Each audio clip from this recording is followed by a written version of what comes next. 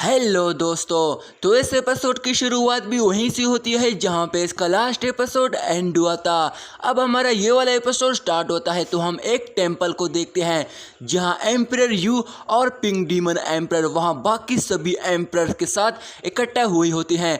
असल में emperor you pink demon emperor की मदद से इन सभी लीडर्स को अपने साथ शामिल होने के लिए किसी तरह मना रहे होते हैं, जहाँ पिंक डीमन एम्परर इन सभी को बता रहा होता है कि तुम सभी अपने अपने कॉन्टिनेंट के लीडर्स हो, इसलिए मैं ज़्यादा बहस नहीं करूँगा। पर जैसा कि तुम सभी ने एम्परर किंग और किंगों की पावर देखी होगी कि इतनी हाई एबिलिटी होने के बावजूद एक लेवल तक इंक्रीज होती जा रही थी, क्योंकि एम्परर किंग ये सब अपने उस ट्रेजर की वजह से कर पा रहा होता है। अगर हमें भी एम्परर किंग जैसे स्पिरिचुअल एनर्जी की पावर चाहिए तो हमें भी उस ट्रेजर को हासिल करना पड़ेगा। इसलिए अगर उसकी तरह वो ट्रेजर हमें भी मिल जाए तो हम भी उसकी तरह अपनी कल्टीवेशन लेवल को पार करके इस ट्राइबुलेशन फॉर्मेशन के सभी टेस्ट को पास कर पाएंगे और एम्परर किंग से भी शक्तिशाली भी बन सकते हैं। इस पर एम्परर यू उसको कहता है, ब्रदर जोंग येन, आखिर तुम कहना क्या चाहते हो, पॉइंट पे आओ। जिस पर पिंक डीमन एम्परर जवाब देता है कि मुझे उम्मीद है कि आप सभी मेरे साथ राजी होंगे, क्योंकि हम इस टेंपल ऑफ मिस्ट्री के एंट्रेंस वाले गेट को ब्लॉक करने जा रहे हैं। जिसे सुनकर सभी हैरान होते हुए कहते हैं, टेंपल ऑफ मिस्ट्री के एंट्रेंस गेट को ब्लॉक करेंगे। इस पर एम्परर यू उसको कहता है, इस टेंपल ऑफ मिस्ट्री के दो मेन गेट है, जिसमें आगे वाला डार्क स्टार रेल्म है। जिस पर पिंक डीमन एम्परर जवाब देता है कि हमें बस डीमन वर्ल्ड का एंट्रेंस गेट को ब्लॉक करना होगा, हमें डार्क स्टार रेल्म के बारे में इतना परेशान होने की जरूरत नहीं है, क्योंकि किनियों की डार्क स्टार रेल्म में पहले से ही फेरी डीमंस और डीमन रेल्म के बीच दुश्मनी चल रही है, वहां से हमें कोई खतरा नहीं है। इसलिए हम किनियों और उसके साथियों पर हम इस टेंपल ऑफ मिस्ट्री पे अटैक करेंगे, तुम सभी तैयार हो जाओ मेरे साथ। जिस पर एम्परर यू और उसकी वाइफ तुरंत ही उसके साथ एग्री हो जाते हैं। अब बाकी लोग जानते थे कि इस चीज में काफी ज्यादा खतरा है, पर फिर भी वो इसके लिए एग्री हो जाते हैं, जिसमें बीस्ट फैमिली और ड्रैगन फैमिली के लीडर्स भी इनके साथ तैयार हो जाते हैं। जिस पर पिंक डीमन एम्परर उनको कहता है, टेंपल ऑफ मिस्ट्री का एंट्रेंस गेट हर 10,000 सालों में एक बार ओपन होता है, इसलिए तुम सभी वहां पहुंच जाना। जिस पर वो सभी इस प्लान पे एग्री हो जाते हैं।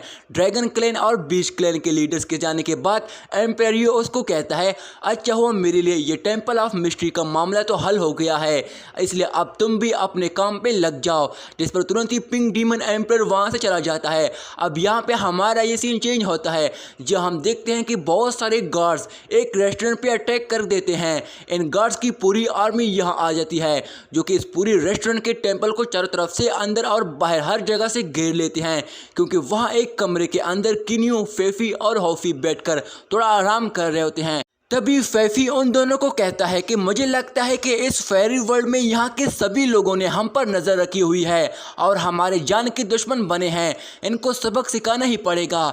जिस पर हॉफी जवाब देता है कि ये हर वक्त हर जगह हमारा पीछा कर रहे होते हैं, ये बस अटैक के लिए एक मौका की तलाश में हैं। जिस पर किनियो जवाब देता है कि इस फेरी वर्ल्ड में इमोर्टल्स और डीमंस काफ़ी ज़्यादा हैं, मुझे ऐसा लगता है कि जल्दी यहाँ एक बहुत बड़ी जंग होने वाली है।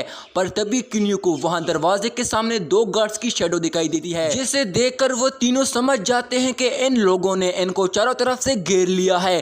तभी दूसरी तरफ एम्परर यू और पिंक डीमन एम्परर वहां इंतजार में थे कि वो गार्ड्स किनियो को पकड़कर इनके पास ले आएंगे। जिस पर मिस याओबे उसको कहती है, इस तरह के जाल बचाने से किनियो बड़ी आसानी से बचकर भाग जाता है। जिस पर एम्परर यू जवाब देता है कि मैं जितना कर सकता था इतने ही सभी लोगों को इकट्ठा कर पाया हूँ, डर इस बात का है कि एम्परर किंग दोबारा से इसकी मदद के लिए यहाँ टांग अड़ाने की हिम्मत ना करें, बस इसलिए आज का मौका हम अपने हाथ से जाने नहीं दे सकते।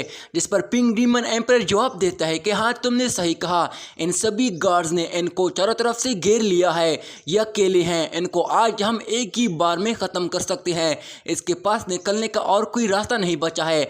और इतना कहती ही वो अपने ईगल्स की मदद से उनको अटैक करने का ऑर्डर दे देता है। अब वो गार्ड्स जैसे ही उसके कमरे का दरवाजा दरवाज़ा तोड़ते हैं कि तभी अचानक से इन पर एक बहुत शक्तिशाली फिंगर स्लैश या अटैक होता है, जिसे दरवाजे के सामने सभी गार्ड्स मारे जाते हैं और इतनी में ही वो स्लैश अटैक उस ईगल को भी डिस्ट्रॉय कर देता है। ये अटैक और किसी का नहीं बल्कि किनियो ने ही किया होता है, जिसे देखकर पिंक डीमन एम्परर और एम्परर यू भी समझ जाते हैं कि उस टेंपल में जितनी भी गार्ड्स हैं अब वो जिंदा नहीं बचने वाले।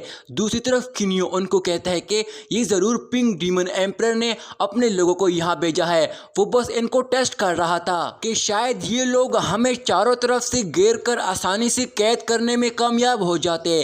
तभी दूसरी तरफ एम्परर यू कहता है इन तीनों की पावर तुम्हारी सोच से भी ज़्यादा शक्तिशाली है, किनियो को जान से मारना इतना भी आसान नहीं है। जिस पर मिस याओबेई जवाब देती है हाँ, किनियो को जान से मारने के लिए हमें खुद ही मिलकर एक साथ इस पर अटैक करना होगा। तभी वहाँ दूसरी तरफ हॉफी किनियो को कहता है भाई मुझे लगता है कि आपको मारने के लिए इन लोगों ने बाकी क्लैन के लीडर्स को भी अपने साथ शामिल कर लिया है। इस पर फैफी जवाब देता है तो क्या हुआ, इनसे डरने की क्या बात है, हमारे होते हुए ये किनियो को टच भी नहीं कर सकते। लेकिन डर इस बात का है कि कहीं वो लोग मिस बाइजिंग और हॉफी की फैमिली को नुकसान ना पहुंचा दे।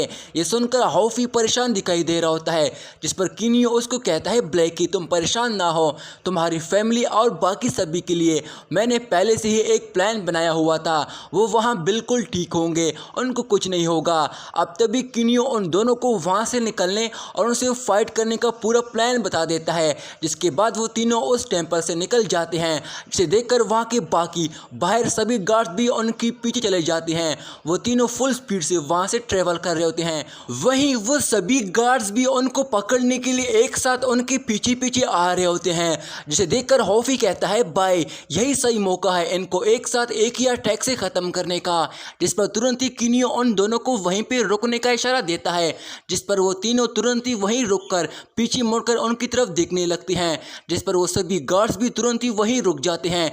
जिस पर किनियो उनको कहता है जिसको मरने की जल्दी है वो यहाँ आ जाए। अब ये सुनकर वो सभी काफ़ी घबरा जाते हैं क्योंकि वो इनकी जाल में अब फंस गए हैं, जिसे देखकर मिस याओबेई कहती है ये तो बहुत ही चालाक निकला, इसने इन सभी गार्ड्स को वहाँ से निकाल कर एक जगह पर इकट्ठा कर दिया है ताकि वो आसानी से इनको ख़त्म कर सके। अब हमें क्या करना चाहिए। जिस पर एम्परर यू सोचते हुए जवाब देता है थोड़ा इंतज़ार करो, मौका देकर हम भी इस फाइट में शामिल होंगे। तभी पिंक डीमन एम्परर का बैच उसको खबर पहुंचाता है, जिस पर वो तुरंत ही एम्परर यू को कहता है मुझे पता चल गया है कि ये अपने दुश्मनों को यहाँ पे एक साथ क्यों ख़त्म करना चाहते हैं, क्योंकि सामने वाले प्लेनेट में उनकी फैमिली है और हमें तब तक उनको पकड़ना चाहिए। जिस पर एम्परर यू जवाब देता है कि ऐसा है क्या, फिर पहले ये लोग आपस में फाइट तो शुरू करें। जिस पर वो तुरंत ही उन गार्ड्स के सामने जाकर उनको कहता है तुम्हारे सामने स्क्रूल ऑफ मिस्ट्री गॉड है, क्या तुम लोग उसको ऐसे ही जाने दोगे। जिसे सुनकर सभी लोगों में जोश आ जाता है कि हाँ हम यहाँ बहुत ही ज़्यादा हैं, इससे क्या डरना, इनको सबक सिखाना ही पड़ेगा। जिस पर एम्परर यू तुरंत ही ऑर्डर देता है कि ख़त्म कर दो इन तीनों को। जिस पर वो सभी एक साथ मिलकर उन पर अटैक करने जाते हैं, जिसे देखकर हॉफी तुरंत ही अपनी एक फॉर्मेशन क्रिएट करते हुए एक ग्रुप को अपने एक ही पावरफुल अटैक से उन सभी को खत्म कर देता है। जिसके बाद फैफी भी अपनी हेवनली गॉड स्पीयर स्टिक का इस्तेमाल करते हुए अपनी पूरी ताकत के साथ बड़ी आसानी से दूसरे ग्रुप के सभी गार्ड्स को भी मार देता है। पर तभी कुछ गार्ड्स अपनी जान बचाने के लिए वहां से भागने की कोशिश करते हैं, जिसे देखकर किनियो तुरंत ही अपने एक ही फिंगर स्लैश अटैक से उन सभी को जान से मार देता है। उसका अटैक इतना पावरफुल होता है कि वो सभी जलकर राख हो जाते हैं। तभी किनियो अपनी सोल पावर स्टोन से जब देखता है कि मिस बाइजिंग और उसकी मैनेजर्स के साथ बाकी सभी अभी भी उस प्लेनेट में ट्रेवल कर रहे हैं, तो वो उनको जल्दी से कहीं छुपने को कहता है।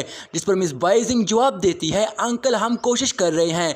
तभी दूसरी तरफ ये मौका देकर पिंक डीमन एम्परर यू से उन सभी पर हमला करने के लिए कहता है, पर मिस याओबेई और एम्परर यू उसको कोई जवाब नहीं देते। पर तभी मिस याओबेई उसको कहती है हमारा टारगेट उसकी फैमिली नहीं है। जिसे सुनकर पिंक डीमन एम्पायर को बहुत ही गुस्सा आ जाता है, जिस पर पिंक डीमन एम्पायर जवाब देता है, तुम लोग ऐसे ही यहाँ पे देखते रहो, मैं उन सभी को उनको जान से मारने जा रहा हूँ, यही सबसे अच्छा मौका है मेरे लिए, वो लोग मेरा कुछ भी नहीं बिगाड़ सकते। और इसके साथ ही वो उस प्लेनेट की तरफ चला जाता है, जिसके बाद मिस याओ बाई और एम्पायर यू भी किनियो की तरफ चले जाते हैं। दूसरी तरफ पिंक डीमन एम्पायर जैसे ही उनके करीब जाकर अपनी थंडर स्काई लाइटिंग फॉर्मेशन से अटैक करने वाला होता है कि पर तभी वो वहां सभी फ्रीज हो जाते हैं, जहां टाइम भी रुक जाता है, जहां हम एक मिस्टीरियस आदमी को पिंक डीमन एम्पायर के करीब आते हुए देखते हैं, जो कि और कोई नहीं बल्कि मास्टर युआ होता है। और यहीं पे दोस्तों हमारा ये वाला एपिसोड यहीं पे एंड हो जाता है।